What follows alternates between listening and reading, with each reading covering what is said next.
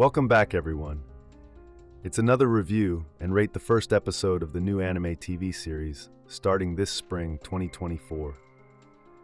Episode 1 of the Fable starts with this guy loading a firearm, while the narrator explains how there are geniuses for every activity imaginable. And this story is about one such a person. Then, cut to two criminals running away from someone and trying to get to the elevator while someone watches out for them. Unfortunately, that guy catches a bullet. The survivor escapes via the elevator but catches a glance at a masked man called the Fable who shot his comrade. He's scared why the Fable of all people is the one after him. What he doesn't know is that the Fable is climbing down the building, parkour style. At the elevator exit, the unlucky man catches a bullet from the same person he was running away from. Is that how that Scream dude does it? Two other dudes came, although late, to back up the dead dude, but the Fable takes them out too. Before the man dies, he asks the shooter if he's really the Fable, but the shooter gets really irritated by the name. Yeah, you don't want to mess with this guy. Fable meets with a female partner, informs her about the just completed job, and asks her to turn on the car's television. And you wonder, how did this serious guy go from killing people to laughing his ass off? Later, the duo visits a man who talks about Fable's work as an assassin. And because business has been booming this year, the mysterious man tells them they've done enough and hands them their earnings from that year. Now it's time to lay low, so he promises to get them driver's licenses and insurance cards for each of them so that they can hide with the help of a Yakuza group in Osaka. Fable's unsure about this because he's never done anything else besides killing. But the man suggests Fable will get to experience what life feels like in an unfamiliar environment, which in turn will make him better at his craft and improve his adaptability skills. Fable likes the idea of getting better, so he agreed. But it doesn't end there. The mysterious man threatens to kill the duo if they murder anyone. Yikes. Fable and his female partner return to his base to prepare to leave the city and get rid of any weapons they had. From their ID, Fable is now Sato, while she will act as his sister, Yoko Sato. He looked really irritated by that. As they travel by car, Yoko asks Fable why he became a hitman, but he's more focused on being called Oni-san. Still, Yoko says he should get with the program, as they will now live like this. So he counters her questions with why she's doing this work.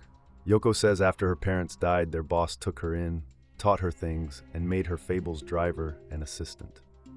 She asks Fable to answer her earlier question, but Fable refuses again. Then, the two arrive at a rest stop.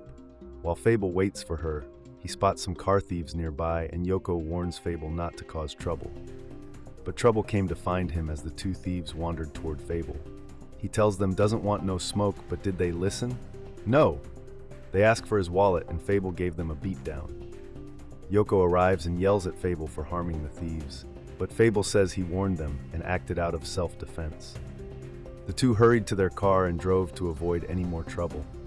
Now, Fable feels that living an ordinary lifestyle might be more challenging than anticipated. Later, Yoko asks Fable if he knows the Kansai dialect, and he responds he can switch between dialects like a pro. Once they arrive in a city, the two discuss the Meguro group. She says the Meguro group's boss, Hiroshi, and their captain, Takeshi, are the only ones who know of their situation. As the two stop somewhere, Fable begins his dialect switching method and starts rambling in the new dialect, impressing Yoko. The two visit a nearby shop because Yoko wants Fable to get a tire to impress the folks they plan to meet. We cut away to the Meguro group's headquarters. A man, possibly Takeshi, the captain of the Meguro, chats with his boss, Hiroshi, about Fable. He feels it will be a lot of trouble helping Fable. While Hiroshi partially agrees with Takeshi, the episode closes with Hiroshi ensuring Takeshi that everything will be okay. Now, the Fable feels like a great adaptation of a beloved crime-centric manga series. Also, Fable and Yoko's dynamic remind me of Tetsuo and Kasen from My Home Hero, coincidentally produced by the same animation studio. Still, I enjoyed the connection between the two, and hopefully, the series will go deeper into fleshing out Yoko and Fable as they attempt to enjoy life like modern citizens. Aside from that, The episode gives fans a glimpse into what makes Fable a well-informed professional hitman. The scene involving him and the car burglars was an excellent example. Seeing Fable swiftly take them was quite interesting.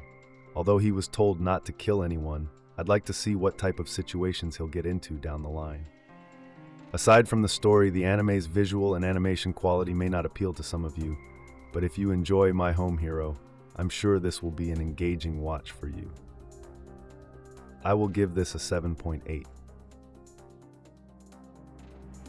Thank you for watching. If you enjoyed this video, leave a like and subscribe because I will be doing more videos like this one. So stay tuned.